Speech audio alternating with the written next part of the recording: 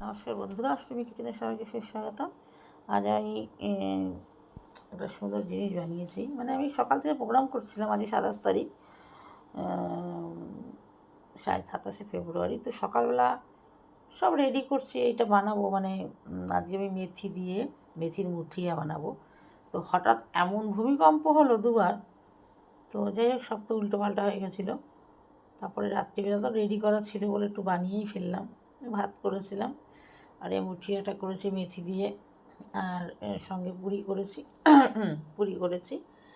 তো জাস্ট আজ একটা আইটেমই বানিয়েছি। সকাল থেকে যা মানে তাণ্ডব চললো, সারা আমার টেবিল কাঁপছিল, সারা ঘর কাঁপছিল, সারা দুনিয়ার লোক বাইরে, মানে এত জোর ভূমিকম্প হয়েছে। তো যেভাবে বানিয়ে ফেললাম বলে ফেলি।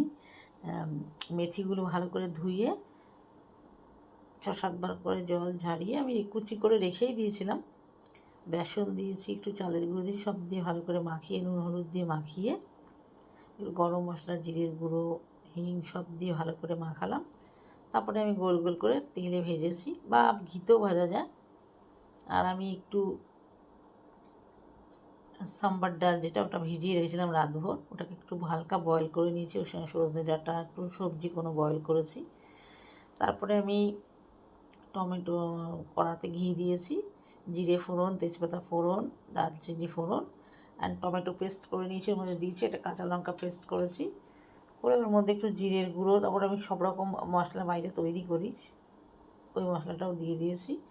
আর কাশ্মীরি গুঁড়ো, গরম মশলা, ঘি সব দিয়ে নেড়ে যখন পুরো হয়ে গেছে, আমি সজনে ফলিও দিয়েছি।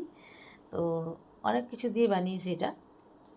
তো যখন হয়ে গেছে, লাস্টে নামিয়ে আমি এই মুঠিয়াগুলো যেগুলো ভেজে তুলেছিলাম মেথি, সেগুলোকে দিয়ে দিয়েছি। তো এটা একটা সুন্দর রেসিপি, মেথি দিয়ে পকোড়া মতো করে।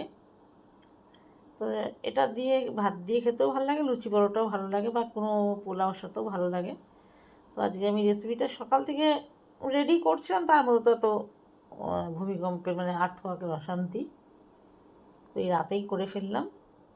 তো শেয়ারও করলাম একটু, যে আজকের দিনটা এরকম গেল। এবার জানি না রাতে কী হবে। তো এভাবে বানিয়ে ফেলবেন। যাই হোক, মনটাও ভালো ছিল না।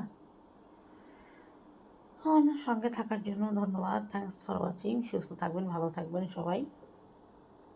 আমি হাবড়া থেকে, staff quarter, West Bengal, India. গলাটাও ভার হয়ে আসছে আজকে। যাই হোক।